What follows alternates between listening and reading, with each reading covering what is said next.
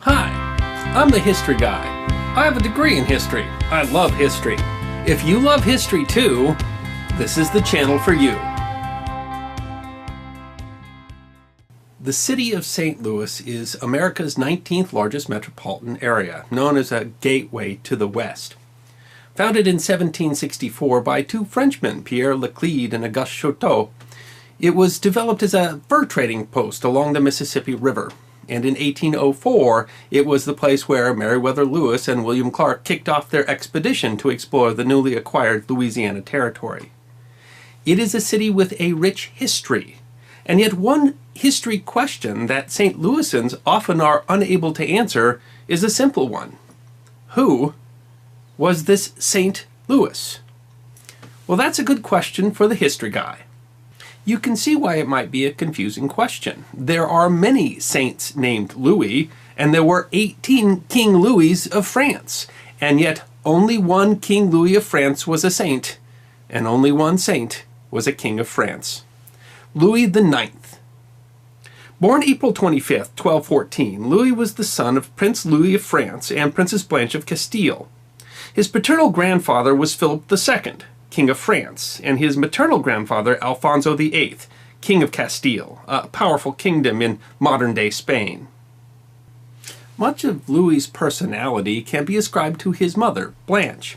She ignored the way that most royalty acted in the day, passing their sons off to tutors or nursemaids, and she remained his primary caregiver and his closest advisor throughout his entire life.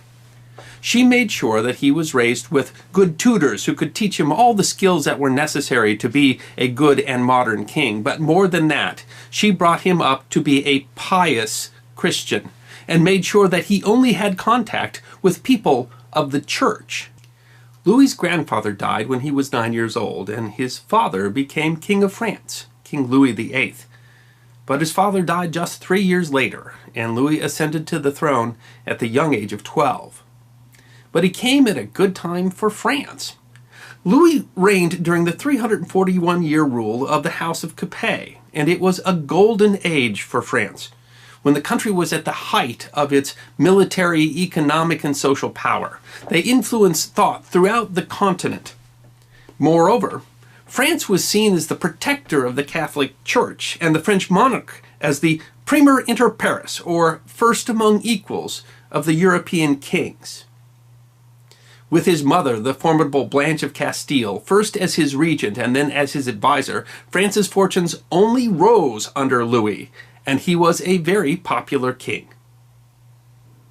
Although there was some conflict, both with other countries and with some of his own nobles, for the most part his reign from 1227 to 1270 was one of peace in France. He resolved through diplomacy a number of territorial disputes that could have led to war. And in his time, France added some important provinces like Normandy and Provence, which still define the modern map of France today. He was known as a great patron of the arts, and his patronage particularly affected innovation in Gothic architecture that can be seen throughout Europe. Louis IX was most known for his piety and his love of the church. He funded the construction of many churches and cathedrals and monasteries, and he gave the original grant that allowed the construction of the famous seminary, the Sorbonne.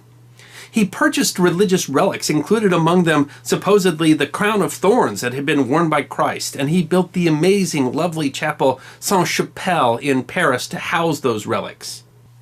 But this was not empty or self-serving pretense. His generosity and care for the poor was famous. From the day he became king, the poor were fed in his home, as many as 100 a night, and he, the King of France, would serve them, and his dinner would only be their leftovers. He funded hospitals, he funded houses, he funded so much for the poor that sometimes he received criticism, to which he responded, "I would rather my extravagance should be in alms given for the love of God than for the pomp and vainglory of this world." It was this attitude that allowed him to reform the legal system of France. For example, he abolished the medieval practice of trial by ordeal, where an accused might be put into a horrible, dangerous experience in order to try to prove their innocence. It was said that when he heard a case of dispute between a rich person and a poor person, that he listened more carefully to the poor person because he said the rich person already has plenty of people to listen on their behalf. His reforms definitely showed his religious fervor. He made laws against things like prostitution, gambling, usury, and blasphemy. He also showed the attitude of the Catholic Church at the time. He expanded the power of the Inquisition against the Cathar sect in southern France. And, following the direction of Pope Gregory IX, Louis convened a disputation to condemn the Jewish Talmud. The action was part of a shift in attitude of European Christians against Judaism, and resulted in the burning of thousands of copies of the Talmud. But perhaps the greatest example of Louis's religious zeal were the 2 crusades he led to the Holy Land. In 1244, he nearly died of an illness, and when he recovered, he decided that was a sign from God, and so decided to lead a crusade to retake the Holy Land. As the center of Muslim power in the Holy Lands had changed to Egypt, that's where he decided to invade. In the end, the 7th Crusade was a disaster. Most of his army was destroyed, and Louis himself was captured and ransomed for such a large amount of money that he ended up enriching the people that he intended to attack. But after being ransomed, he stayed in the Holy Land for another 6 years, traveling around visiting and using French money to reinforce the few remaining Crusader strongholds in the Holy Land. He only returned when his mother Blanche, who had been ruling France in his stead, died. But his zeal was undiminished, and despite advancing age and poor health, he left again for another crusade in 1267, this time against the Muslim kingdom of Tunis. The 8th Crusade actually turned out even worse than the 7th Crusade. Disease hit the Crusader camp and eventually caught Louis himself, and he died there in August of 1270. While his crusades were failures, they only seemed to burnish his reputation in Europe as a great Christian king willing to carry the Christian cause to the Holy Land. Following tradition, his bones were returned to France and interred at the Basilica of Saint-Denis near Paris with the other French kings. Pope Boniface VIII canonized Louis IX, the pious king of France, in 1297. He is the patron saint of France. So, in the end, St. Louis is kind of hard to characterize. He was canonized because he was seen to be the model of a great Christian ruler. He was humble, he was generous, he was just.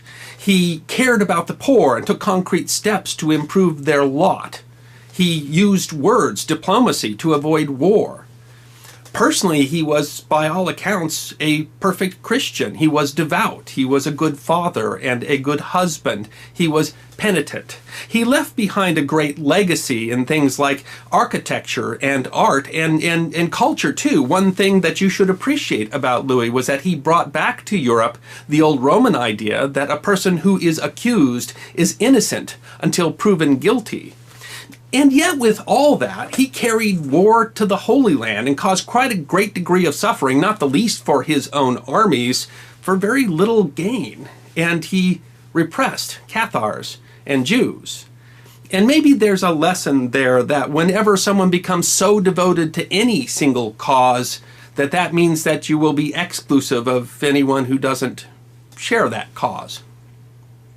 To the city now called St. Louis, the name harkens back to a little discussed and little remembered part of the city's history, the 40 years of French and then Spanish rule before St. Louis became part of the United States in 1804.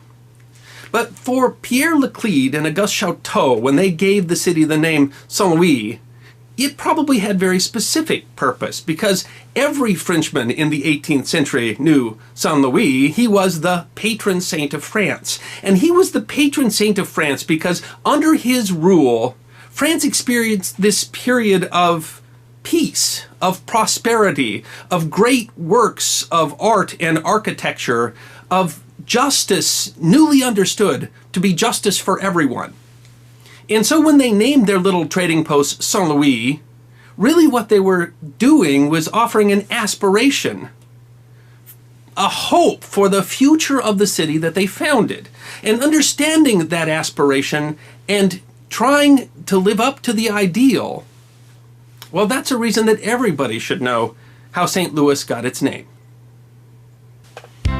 I'm the History Guy. Hope you enjoyed this edition of my channel, 5 minutes of history, short snippets of forgotten history, 5 to 10 minutes long. If you did enjoy, then please go ahead and click like on the left. If you have any questions or comments, write them in the comment section and I will be happy to respond. And if you want another 5 minutes of forgotten history, all you need to do is to click subscribe on your right.